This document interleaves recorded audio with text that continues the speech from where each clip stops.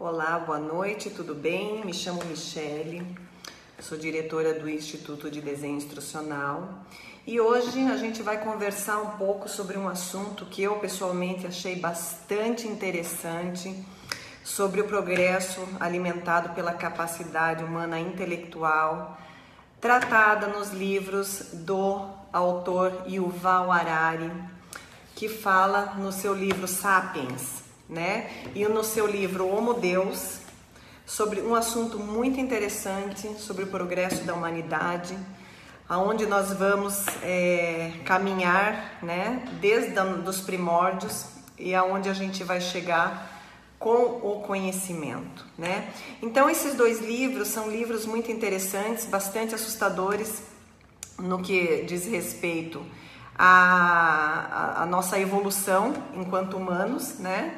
E ele aborda aí questões éticas, religiosas, políticas, enfim, filosóficas, trazendo aí situações que deixam o ser humano intrigado, no mínimo, né?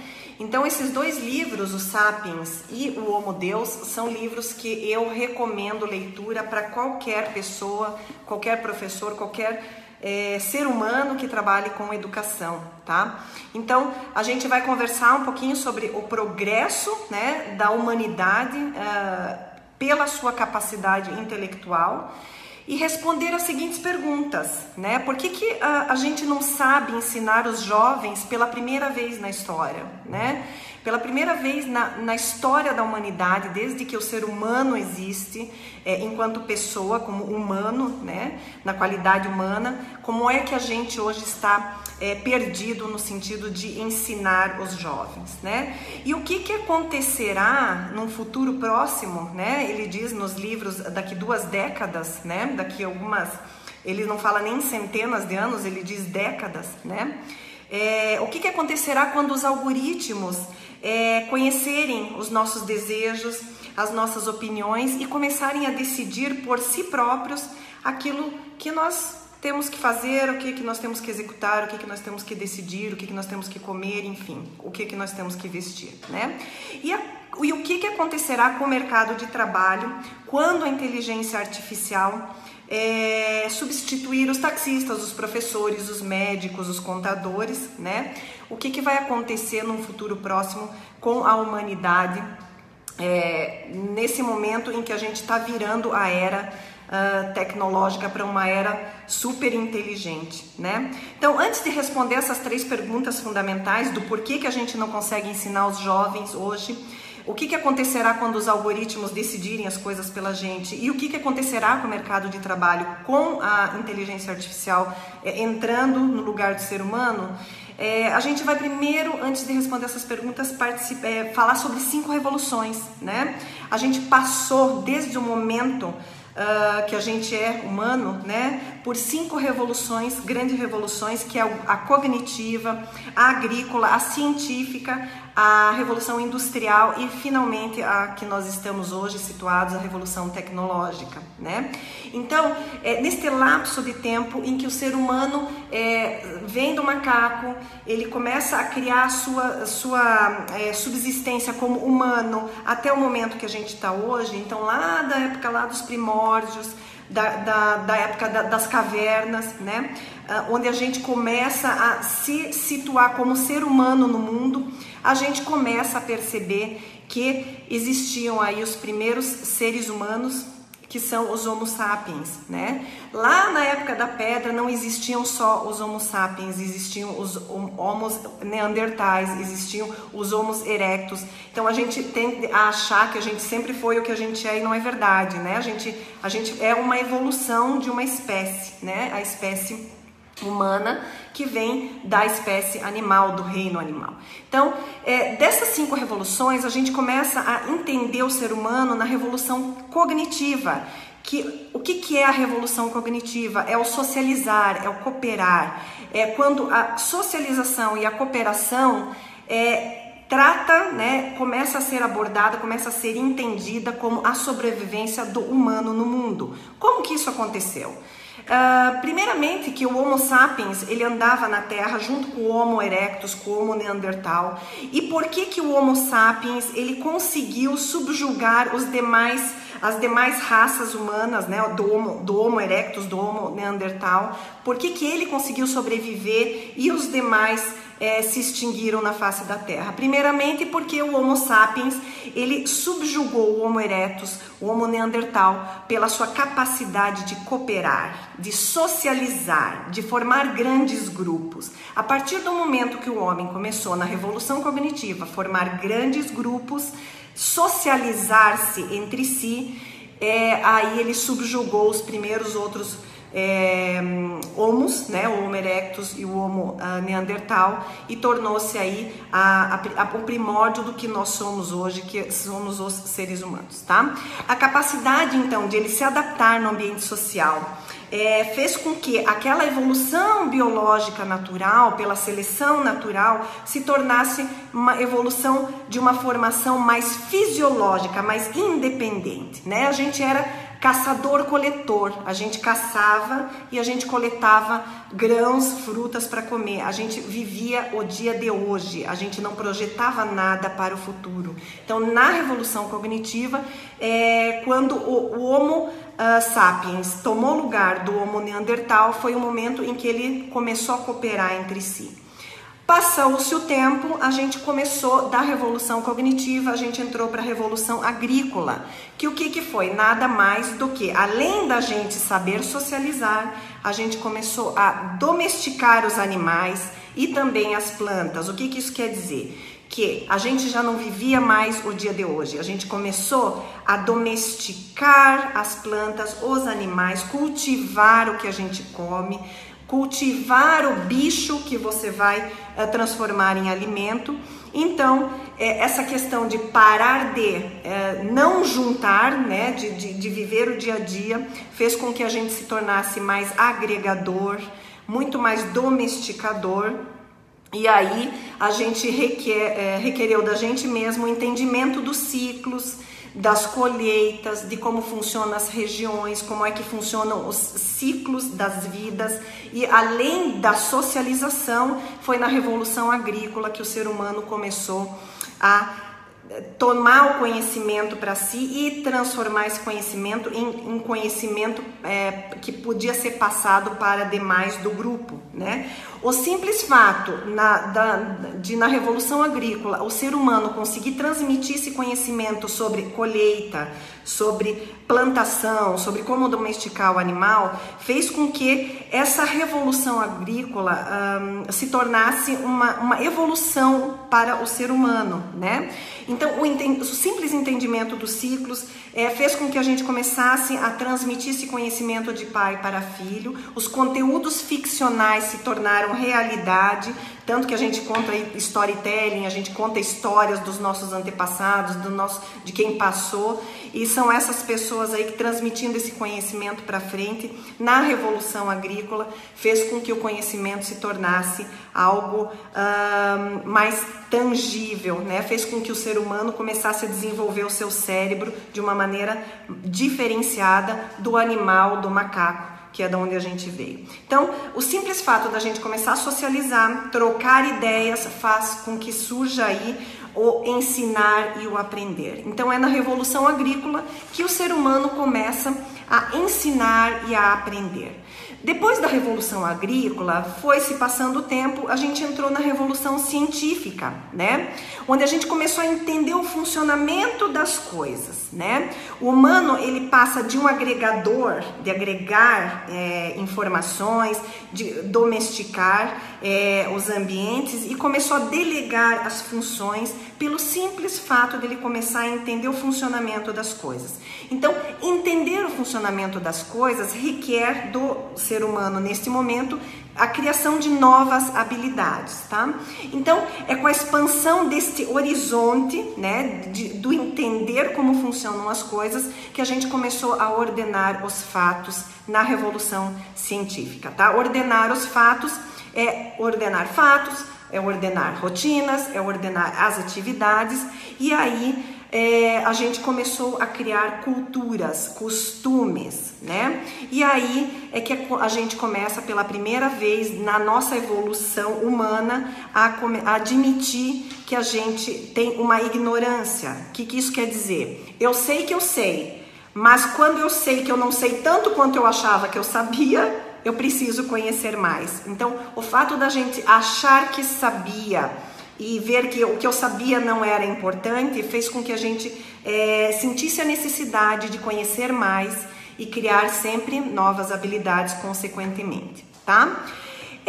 Adquirir novas capacidades para conhecer mais as coisas fez com que na nossa evolução a gente começasse a criar aí as primeiras profissões, como foi o caso do contador. Não sei se vocês sabem, a primeira profissão no mundo é a do contador, quando eles contavam as pilhagens, as produções daquilo que eles plantavam, né? Então, das sementes, daquilo que eles plantavam. Então, começaram-se a criar esse ordenamento dos fatos, das coisas. Então, pelo funcionamento, criando novas habilidades, eles começaram a coordenar, a ordenar toda essa informação, né? Logicamente que uma vez que a gente começa a criar novas habilidades, a gente também tem a necessidade de transmiti-las adiante, né?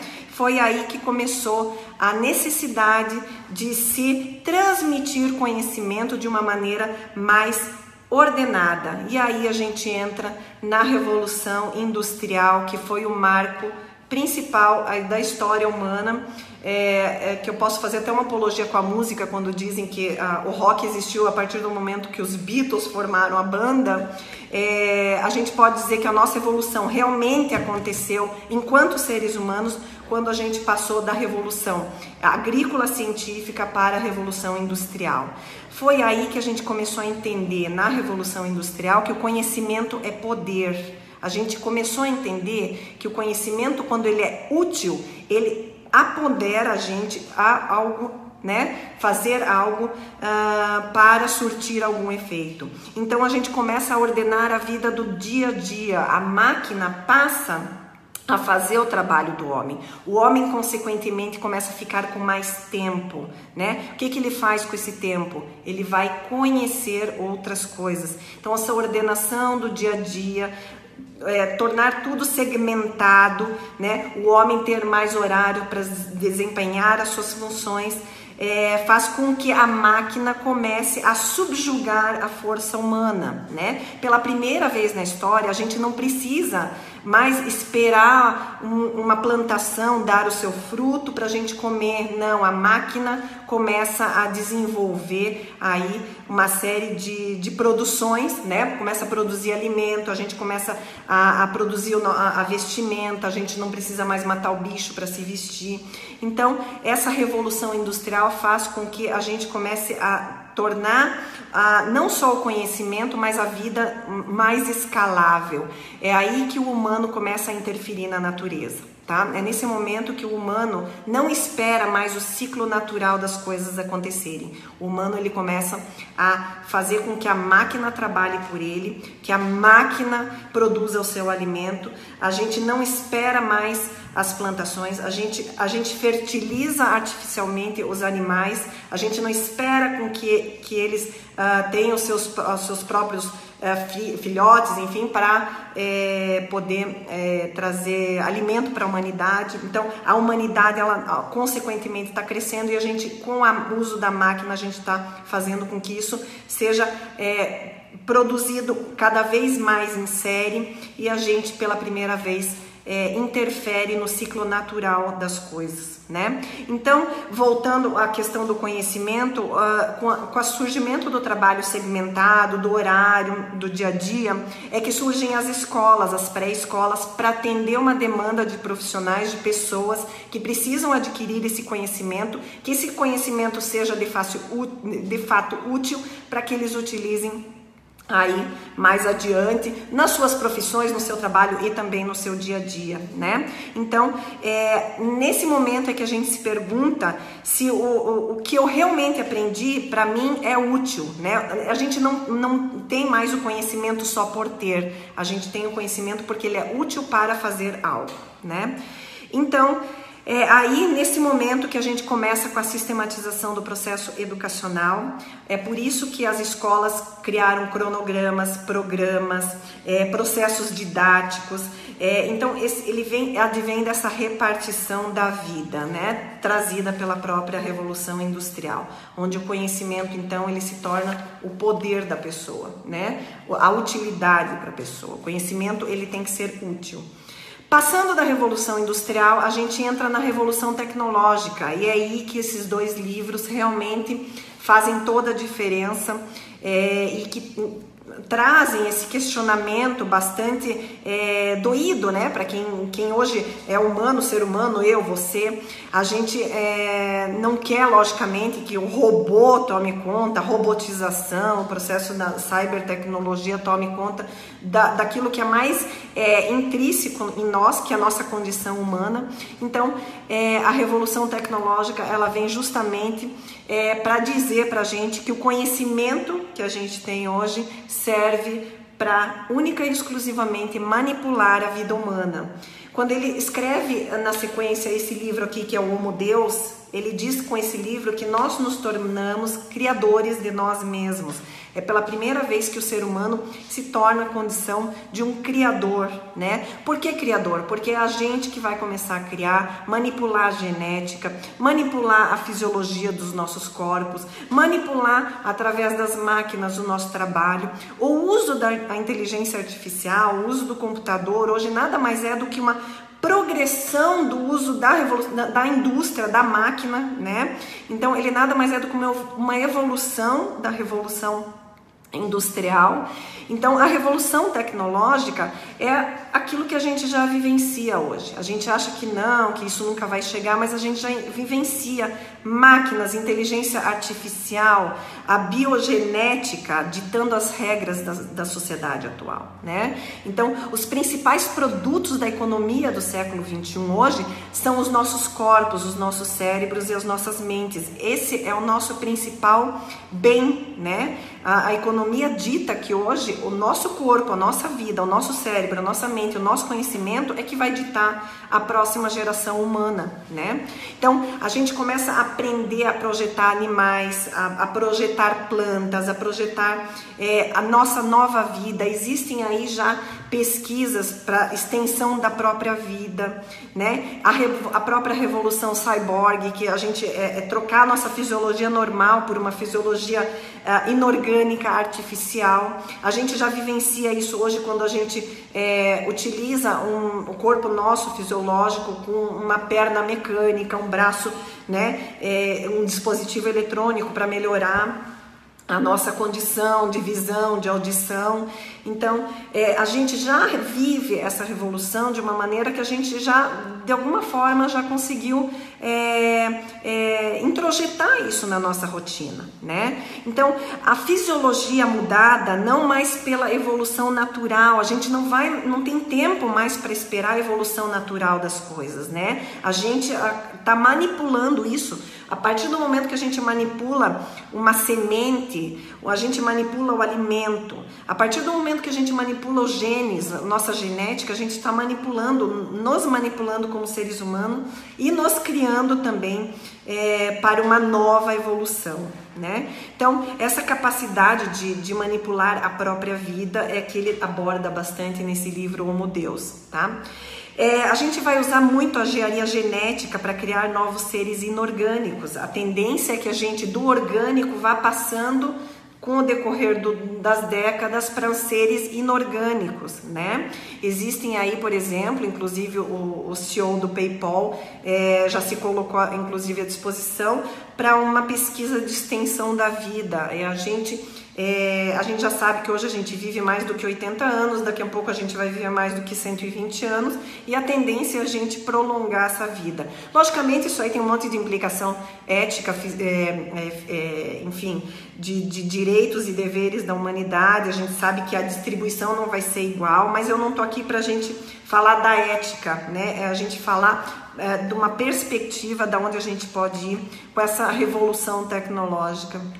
Então, o fato da gente parar de esperar a evolução natural das coisas, a gente já interferiu na natureza lá atrás, na Revolução Agrícola, na Revolução Industrial, e hoje a gente consegue manipular a nós mesmos, né? Então a gente vai usar mais interfaces diretas, cérebro-computador, né? Isso incide diretamente na educação. Quando a gente hoje analisa pelo Learning Analytics os dados de alunos, daqui a uns anos a gente não vai mais precisar, a máquina já vai fazer isso automaticamente, os tutores, os professores, que obviamente vão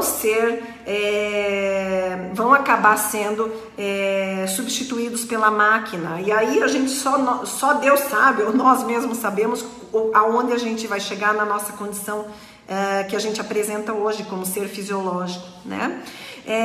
A gente vai até conseguir prolongar a vida humana, as capacidades humanas, a tendência é a gente aumentar a nossa capacidade, tornando mesmo esse ser fisiológico num ser super inteligente. Por isso que a gente chama essa questão toda de inteligência artificial, tá?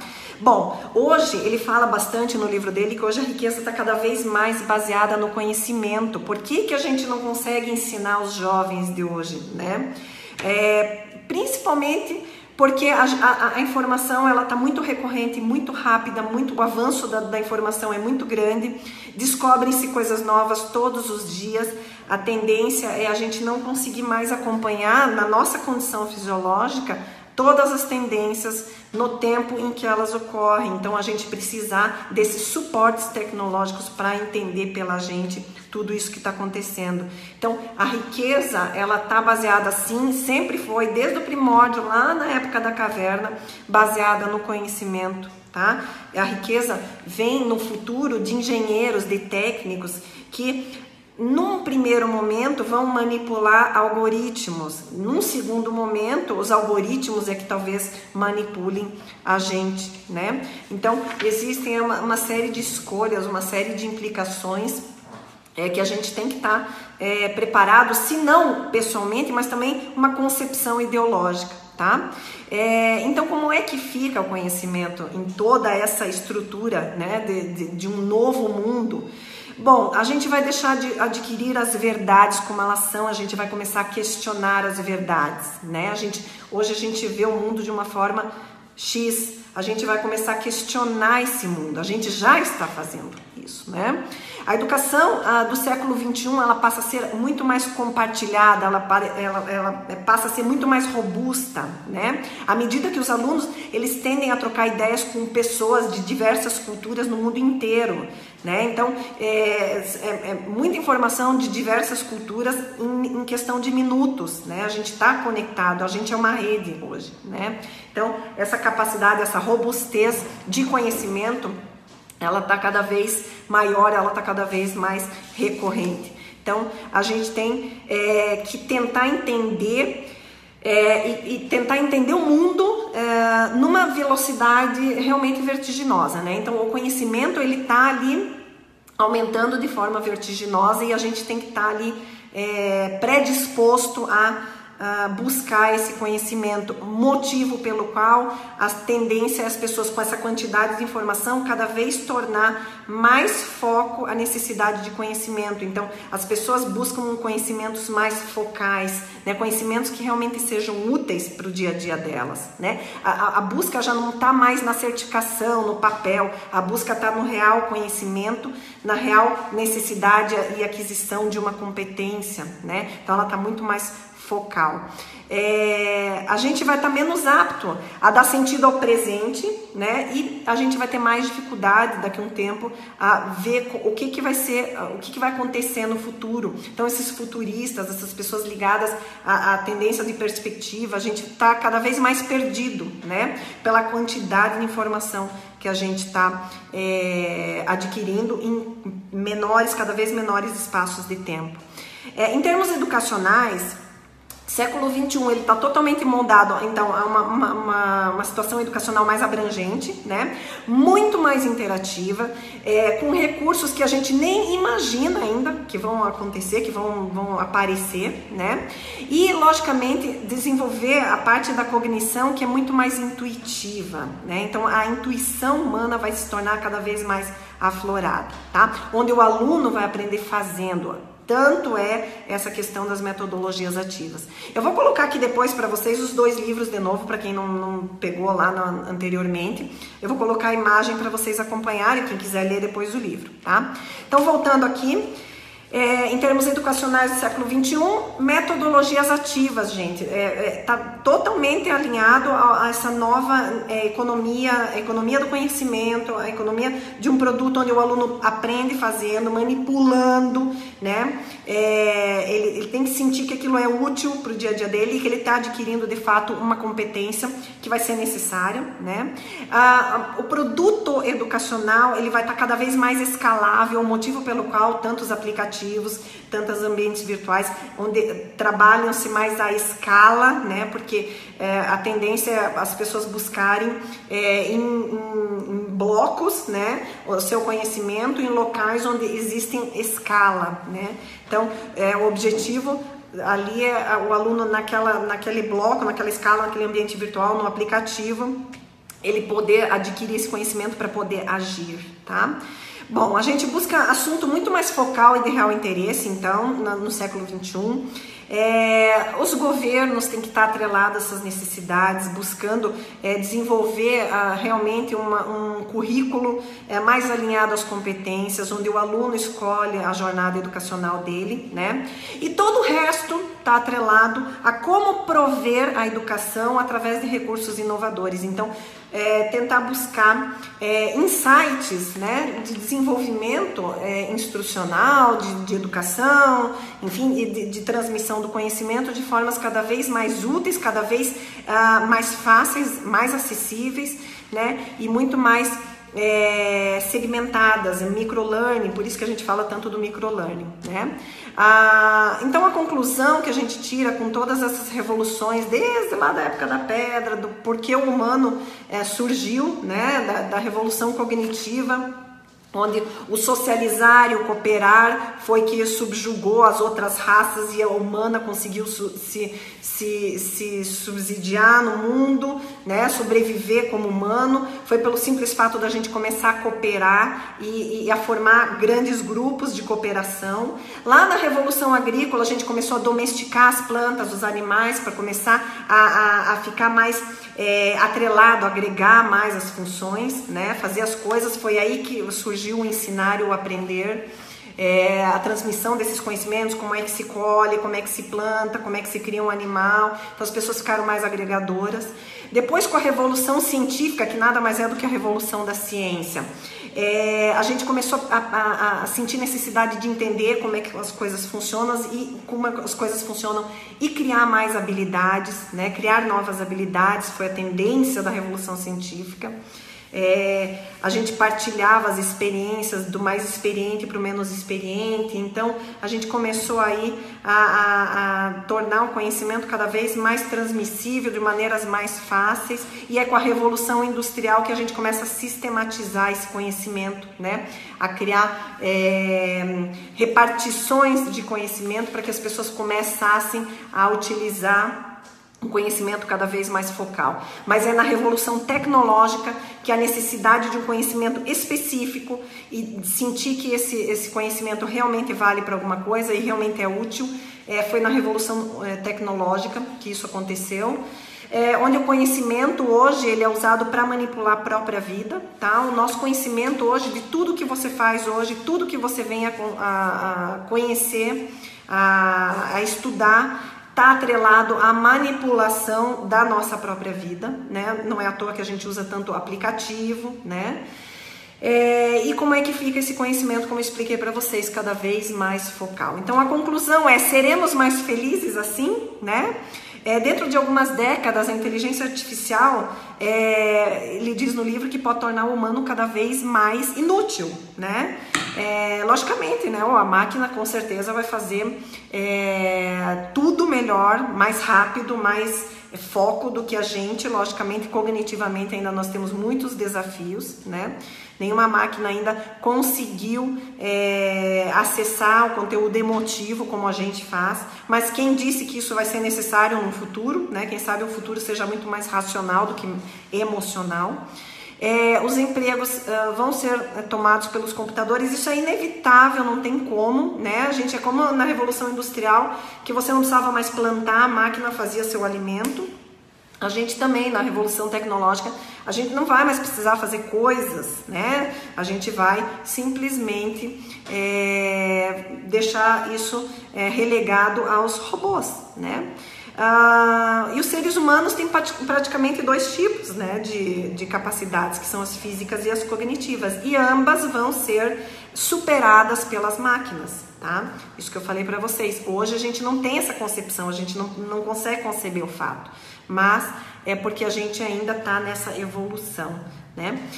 Enfim, eu termino a nossa conversa hoje perguntando, né, para vocês, como eu perguntei para mim quando eu terminei esses livros, se a gente está preparado para ser subjugado pelas máquinas, da mesma forma como o Homo sapiens subjugou o homem Neandertal. Quando o homem Neandertal ele sumiu da face da Terra, foi no momento em que o Homo sapiens começou a cooperar entre si, entre seus grupos. O Homo Neandertal não conseguia conceber essa ideia da socialização, foi extinto, né? Com o passar do tempo, a gente vê aí, com todas essas revoluções, que a gente também, enquanto ser humano, será subjugado por uma nova raça, né?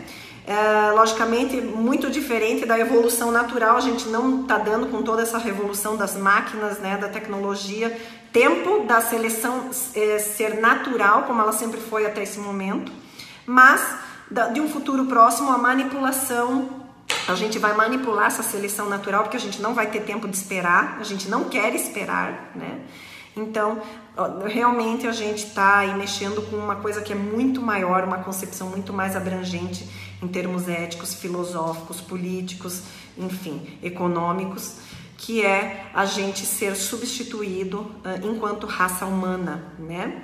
E no final perguntar que tipo de homo estamos criando, né? Esse homo máquina, né? Ele fala muito do homo máquina, então a gente vai passar do homo sapiens para o homo máquina. O conhecimento continua, só que ele vai ser transformado de maneira mais algoritmizada pela máquina, né? O conhecimento continua sendo transmitido. Então, quem gosta de ficção científica, quem gosta de assuntos que envolvem aí tecnologia, ficção científica, futurismo, com certeza esses dois livros aqui, que é o Homo Deus e o Homo Sapiens, são dois livros que respondem bastante, intrigam bastante a gente a pensar, né? Então, se você quer abrir teu contexto, com certeza, esse contexto de conhecimento, de entendimento da raça humana, né? Com certeza são dois livros que não tem igual. Bom, gente, para quem participou, quer deixar seu e-mail, vai ter aí a certificação de hoje, tá? Vou deixar ali também. A gente começou com as pós-graduações, principalmente metodologias ativas, que eu falei aqui, que vai ser o futuro, né? Na educação, uso de metodologias ativas. Pós-graduação de metodologias ativas, eu vou deixar para vocês aqui um cupom para quem participou. Então tá, pessoal, a gente vai continuar conversando mais pra frente. Se vocês tiverem qualquer dúvida, deixa aí a dúvida postada. Não esqueçam de deixar os seus e-mails pra gente mandar o certificado com o nomezinho de vocês, tá bom? Espero que vocês tenham gostado da nossa conversa de hoje. Até mais!